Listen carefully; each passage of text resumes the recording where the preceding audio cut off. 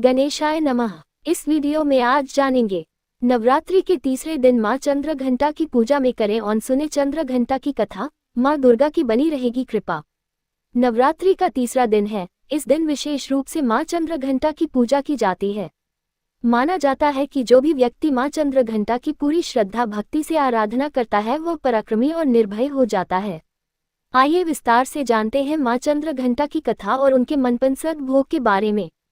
नवरात्रि शुरू हो चुके हैं और आज नवरात्रि के तीसरा दिन जो मां चंद्रघंटा को समर्पित माना जाता है। इनके माथे पर अर्धचंद्र सुशोभित है, इसलिए इन्हें चंद्रघंटा कहा गया है। साथ ही मां चंद्रघंटा की पूजा अर्चना करने पर हर तरह के भय से मुक्ति मिलती है। साथ ही यह भी मान्यता है कि मां चंद्रघंटा की कथा का पाठ करने से शरीर के सभी रोग और कष्ट दूर होते हैं।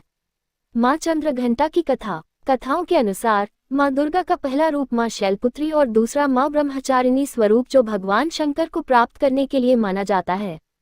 जब मां ब्रह्मचारिणी भगवान शंकर को पति रूप में प्राप्त कर लेती है तब वह आदिशक्ति के रूप में प्रकट होती है और चंद्रघंटा बन जाती है।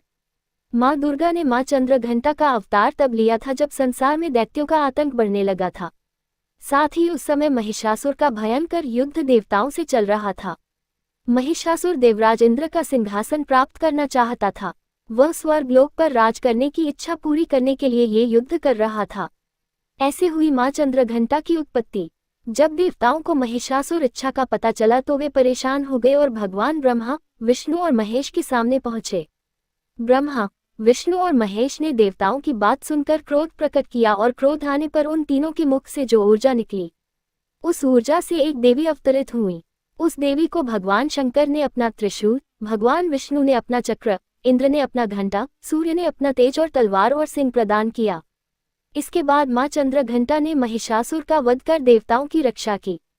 नवरात्रि में मां दुर्गा के 9 रूपों को अलग अलग तरह के भोग चढ़ाए जाते हैं। माना जाता है कि मां चंद्रघंटा को खीर बहुत पसंद है, इसलिए मां को केसर या साबूदाने की खीर का भोग लगा सकते हैं। पंचामृत का मिश्रण इन सभी 5 गुणों का प्रतीक है। पंचामृत दूध, दही, घी, शहद और गंगाजल का मिश्रण होता है। यह मां चंद्रघंटा को अत्यंत प्रिय है। यह मिश्रण 5 पवित्र पदार्थों से बना होता है, जिनमें से प्रत्येक का अपना महत्व है। दूध को शुद्धता और पोषण का भी प्रतीक माना जाता है, इसलिए आप मां चंद्रघंटा को कच्चा दूध भी चढ़ा सकते हैं।